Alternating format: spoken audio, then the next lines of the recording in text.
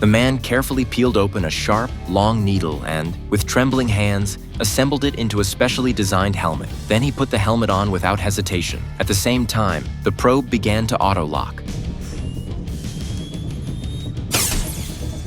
As the probe drove violently into his skull, the memories in his brain started copying at high speed. It felt as if his soul were being ripped out, the pain sweeping through him in a crushing wave, yet he still forced himself to stay upright. Meanwhile, in another room, his memories were being injected into a robot's brain at an astonishing speed. The man was a PhD specializing in brain-machine interfacing, and his team collected volunteers for experiments. But even after hundreds of tests, human memory still couldn't merge smoothly with robotic systems. It was like an organ transplant being rejected. The robots would suddenly harm themselves without any apparent reason. In the end, he could only unplug the power each time and accept yet another failure. The supervisor had run out of patience and warned him that one more failure would mean the entire project would be shut down. But misfortune rarely comes alone. Just when he took his family out for a trip to relax, a car accident struck. His wife died instantly, and the out-of-control vehicle rolled straight into a nearby pond. When he woke up, he discovered that his entire family had died. Devastated, he made a ruthless decision. He would bring every one of them back. He copied their memories into specially designed storage units, then used cloning pods to recreate their bodies at the exact ages they died. Once everything was ready,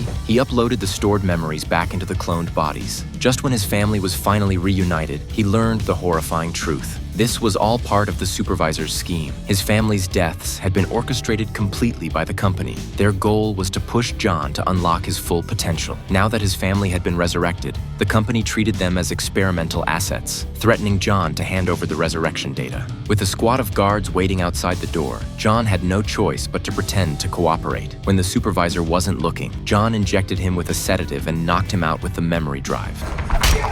With the supervisor unconscious on the floor, John knew there was no turning back. He quickly threw the memory storage unit into a microwave and then fled with his family. When the supervisor woke up and saw the burned device, he immediately ordered his men to capture them alive. During the cloning phase, tracking devices had been secretly implanted in all of them, so no matter how far they ran, they were eventually found. Now, with his family's lives hanging by a thread, John had to comply again. He was forced to rewrite the destroyed parameters, but he knew that if he handed over the real information, they would dispose of him afterward. He had only one ending waiting for him, so he uploaded the set of memories he had extracted in the beginning into another robot on the other side, Unit 345.